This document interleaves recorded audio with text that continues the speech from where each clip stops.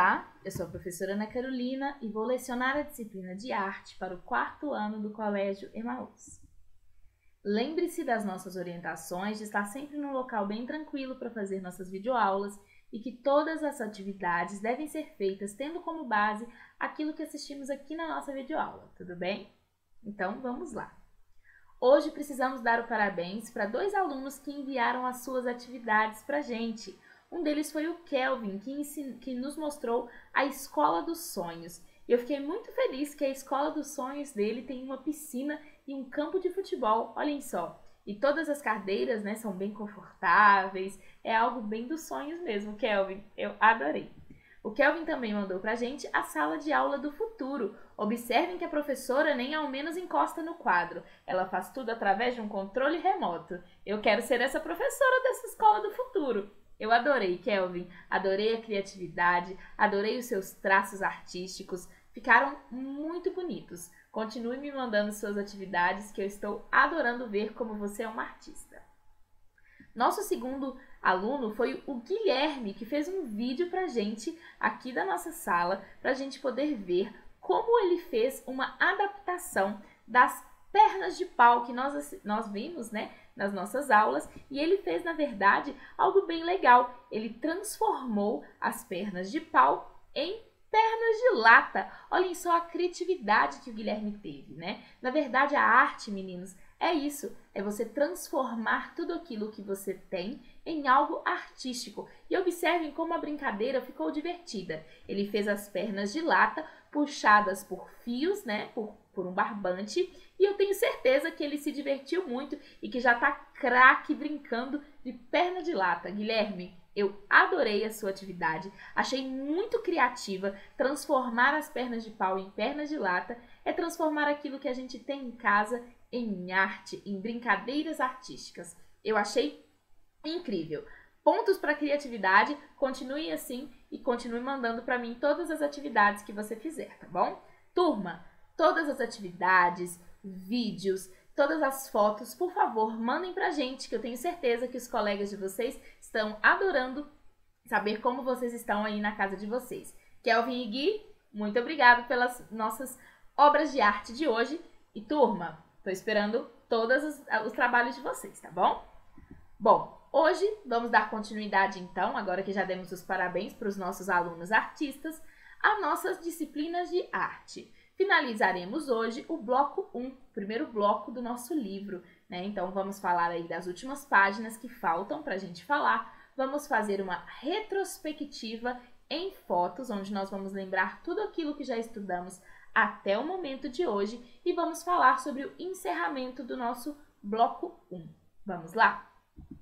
Então, vamos continuar o tema 3 sobre as grandes construções, já que esse livro do 4º ano, né, no primeiro tema, nós falamos sobre construções artísticas, porque as pessoas muitas vezes se esquecem que a arquitetura também é uma arte. As pessoas falam muito sobre pinturas, sobre esculturas e esquecem um pouco das outras artes, como o teatro, o cinema, a dança e até mesmo a arquitetura, as construções, né? Quando a gente observa algumas obras arquitetônicas, é muito fácil entender porque a arquitetura é considerada uma obra de arte. Observem, por exemplo, este GIF que eu coloquei, esse GIF animado que eu coloquei aí, que na verdade é o Parthenon lá na Grécia. E esse, na verdade, é uma construção, uma reconstrução do que o Parthenon teria sido nos seus tempos lá, né, há mais de 2000 anos atrás.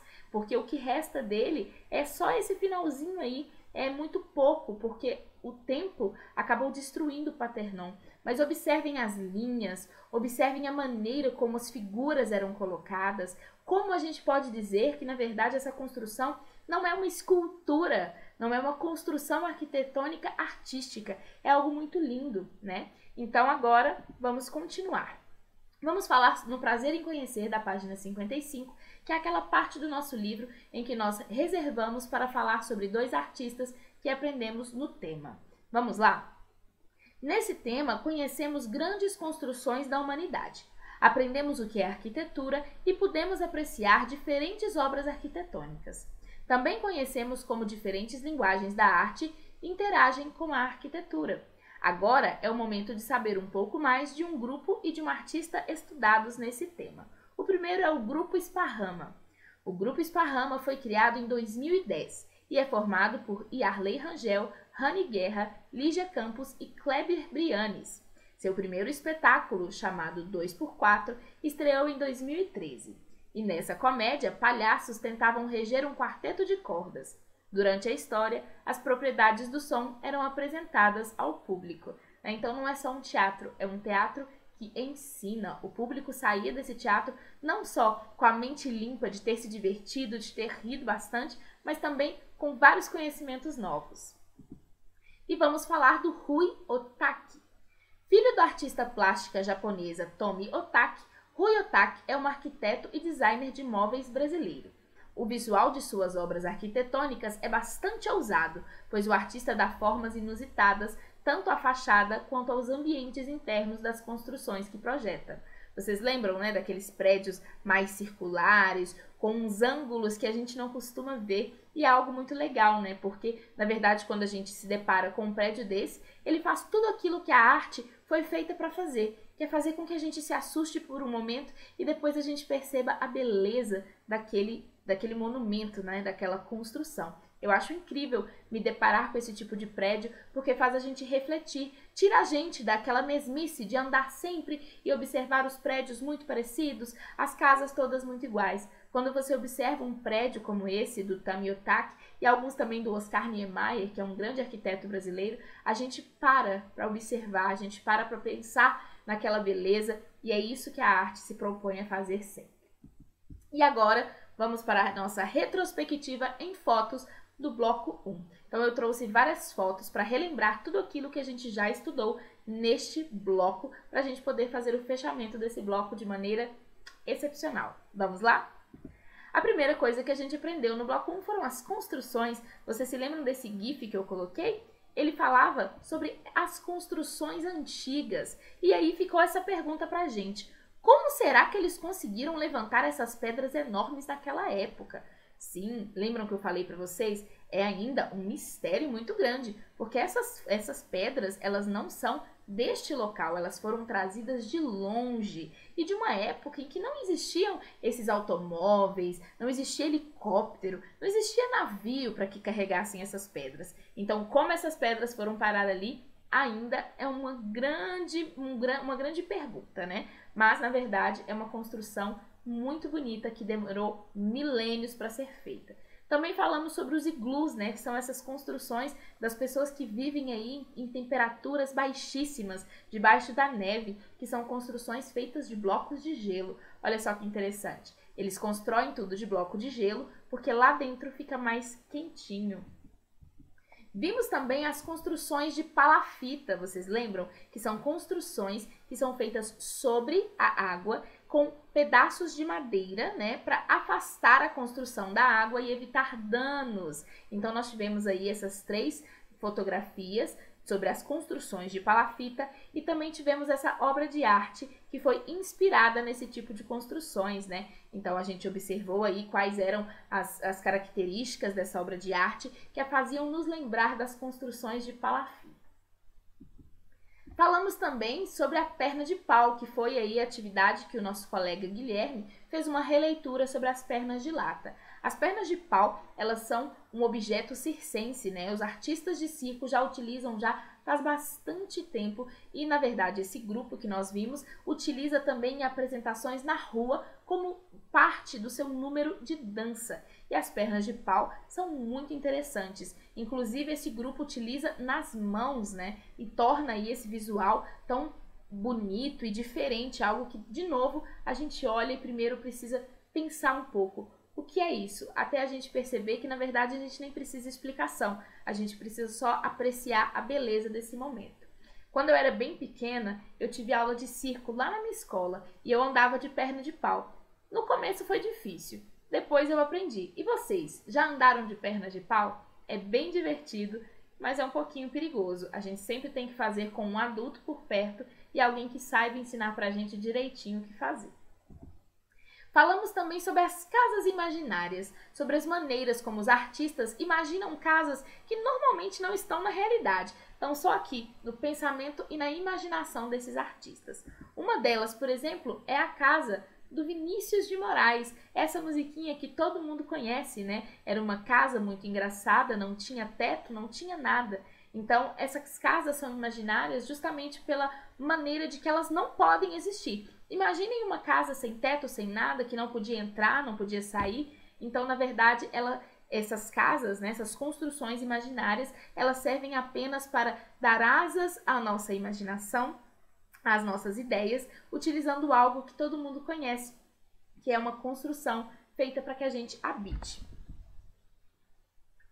Nós falamos também sobre as casas museu, que eram aquelas casas que foram transformadas em museu. Então, são casas reaproveitadas, né? Elas tinham primeiramente a função de ser morada, a função de ser o lar de alguém. E após, elas foram transformadas no lar de obras de arte. Eu trouxe aqui para vocês se lembrarem, né, sobre o Museu da Casa Azul, que é o museu da Frida Kahlo, uma artista mexicana, mas eu trouxe também naquela época outras duas, se vocês quiserem relembrar, né, tinham várias outras casas-museus. Eu trouxe essa daqui só para vocês se lembrarem. A Casa Azul foi a casa onde a Frida Kahlo, essa artista mexicana, passou toda a sua infância. Era a casa em que ela morou com os pais, com as irmãs, né?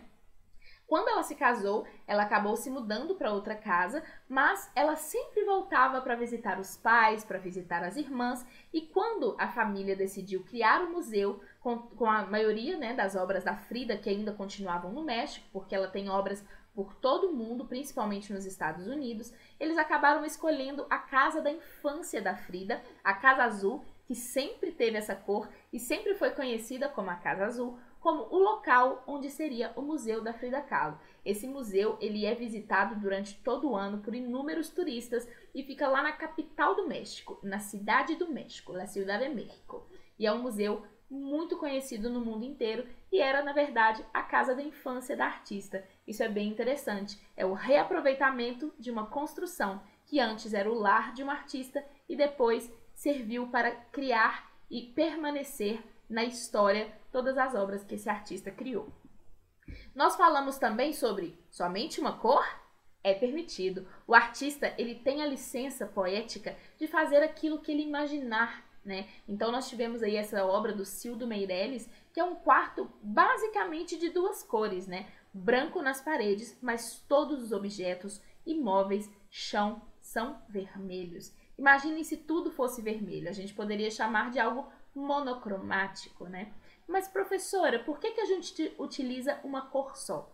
Na verdade, é uma maneira de inquietar a pessoa que vai ali, né? Para poder entender. Porque existe uma coisa chamada psicologia das cores, que na verdade não é uma bobeira, ela realmente existe. Algumas cores, elas transmitem certos sentimentos. O vermelho, normalmente, ele causa inquietação, muitas vezes até mesmo um pouco de raiva, dependendo onde a pessoa está. Porque ele é uma cor muito forte, muito vibrante, que bate ali no fundo da nossa retina e faz a gente pensar bastante sobre isso. O azul, por exemplo, é uma cor conhecida como transmitir calma, e quanto mais claro for o azul, mais tranquila ela parece. É por isso que quando nós vamos em hospitais, em clínicas, normalmente esses tons claros, como o azul bem clarinho, o verde bem clarinho e o branco são utilizados, que é para manter uma calma naquele ambiente. Falamos também no Museu da Casa Brasileira, né, que traz vários móveis diferentes, móveis que existiram há muito tempo atrás ou até mesmo móveis novos que trazem formatos inusitados, maneiras que você olha e fala, nossa, mas parece, mas é um móvel? E porque a gente queria mostrar para vocês que, na verdade, tudo pode ser artístico. Até mesmo um móvel que é utilizado na nossa casa, onde a gente se senta, pode ser uma peça e uma obra de arte. Falamos também, então, o tema 2, que era a escola, que são aí outras construções, né? E falamos, então, de vários tipos de escola. Falamos do nosso tipo de escola, que é a escola que normalmente, né, está mais difundida no Brasil, que mais temos, né, no nosso país, mas também falamos das escolas indígenas, que traz, além das matérias que conhecemos, né, além da língua portuguesa, da matemática, eles também aprendem a própria língua de sua tribo e aprendem também afazeres da vida indígena, como a pesca, a caça, a cestaria. Olha só que diferente. Falamos também das escolas rurais, em que os alunos aprendem coisas sobre a vida no campo, como plantações, colheitas e como viver neste ambiente que é tão diferente do nosso, da cidade. Falamos sobre as escolas sustentáveis, que cada vez tentam preservar o meio ambiente, reciclando o lixo, ajudando na iluminação, colocando salas mais iluminadas sem precisar de energia elétrica, com telhados verdes, né, aproveitando aí um espaço que não é utilizado para nada, como telhado, para criar oxigênio, para poder fazer hortas para a própria escola. Falamos sobre as escolas de dança, né? Entramos aí nas escolas artísticas, onde se aprende a dançar, nos conservatórios, que são as escolas de música. Falamos sobre as escolas de teatro, onde os alunos aprendem a representar. E falamos também das obras de arte que representam salas de aula, como Matisse versus Dean. Vocês lembram que o Matisse criou essa obra de arte para ser um estúdio artístico e o Dean criou, né, fez uma releitura. Vocês sabem bem o que é uma releitura, é quando pegamos a obra de um artista e refazemos do nosso jeito, né, dando todos os créditos para o artista original, e o Dean transformou numa sala de artes. Ficou bem legal, né? Falamos também sobre as plantas baixas, que são aí as peças que os arquitetos fazem antes de construir uma casa, e que também é uma obra de arte, porque utiliza toda essa parte de desenho, né, algo bem difícil de ser feito, para poder criar todo um ambiente. Falamos também das 7 maravilhas do mundo, as antigas e as atuais, que são essas construções que são tão impressionantes, que são construções tão incríveis, que são conhecidas como as 7 maravilhas, como algo que todo mundo deveria conhecer antes de mais nada, né? O Cristo Redentor e as pirâmides de Gizé foram algumas dessas construções que nós vimos, que são tão maravilhosas e tão grandiosas que o mundo todo reconhece como as 7 maravilhas do mundo. Falamos também sobre a acústica, que são os prédios que são destinados a ter um bom som, normalmente teatros, casas de shows, que possuem tetos específicos para que o som vibre, se torne mais forte, para que a plateia consiga entender melhor.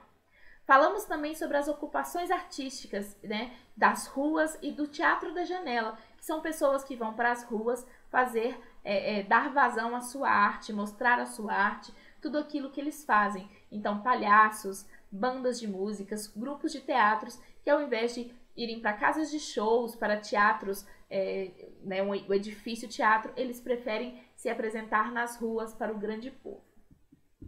E falamos também da arquitetura do corpo, e é aí que a gente vai entrar com o nosso trabalho do fim do bloco. O que acontece? O nosso livro, existem 4 opções de atividades para o final do bloco. Só que todas as atividades são atividades que precisavam ser feitas ou no colégio ou com muito trabalho, né? São obras quase de construção mesmo, e realmente no momento a gente não consegue fazer nenhuma delas. Então eu criei uma atividade própria para que vocês façam essa semana, que é uma atividade para o portfólio, né? E que eu tenho certeza que vai ficar bem legal, que é a atividade da arquitetura corporal. Faça um trabalho corporal utilizando sua elasticidade e movimentos do seu corpo. Crie uma peça arquitetônica. Se inspire nos edifícios, nas casas e as maravilhas de construções que vimos durante o bloco 1. Então, assim como essa foto, né? Nada perigoso, tá, meninos? Sempre com bastante respeito ao corpo de vocês e nada perigoso. Se vocês quiserem também fazer com mais de uma pessoa, podem chamar todo mundo da casa de vocês para fazer uma obra arquitetônica com o corpo, tá? Então, vocês vão ser bem criativos, formar algo com o corpo de vocês, uma arte. Vocês podem escolher bem uma roupa, se vocês não quiserem utilizar qualquer roupa. Observem esse grupo, né, que utilizou essas roupas de cores primárias bem fortes. O local que a foto vai ser tirada, lembrando que pode ser qualquer local, desde que vocês sejam criativos. Vocês podem utilizar bastante o espaço, né? Tem, por exemplo, essa pilastra. Se vocês tiverem um espaço desse tipo, vocês podem criar algo ali nesse espaço, entre o batente da porta, por exemplo, no corredor, tá? E capriche nas roupas e nos acessórios. Se vocês quiserem colocar roupas bem diferentes e acessórios bem diferentes para implementar essa fotografia, perfeito. Então, vocês vão tirar essa fotografia e mandar para mim. Caso vocês queiram imprimir a fotografia e inserir intervenções artísticas, ou seja, fazer algum desenho, fazer uma pintura, fazer uma colagem por cima dessa foto, é só vocês se lembrarem, a criatividade é a chave. Vocês são os artistas e podem fazer qualquer coisa dentro da arquitetura corporal. Aqui, vocês são os artistas, então vocês podem deixar a imaginação correr solta. Bom, se divirtam fazendo arte nesse fechamento deste bloco 1. Na próxima aula já vamos começar o bloco 2. Eu espero receber todas as atividades, tá? Essa atividade do fechamento do bloco, porque eu quero fazer uma exposição virtual. Eu quero fazer uma exposição com todas essas atividades que vocês fazem para a gente fechar o nosso bloco 1 em alto e grande estilo, tá bom? Então façam a atividade do bloco e me enviem, tá bom? Lembrem-se, vocês são os artistas e vão utilizar toda a criatividade que vocês têm para fazer essa atividade, ok? Bom, nos vemos na próxima aula, se divirtam fazendo arte e lembrem-se, juntos no caminho certo.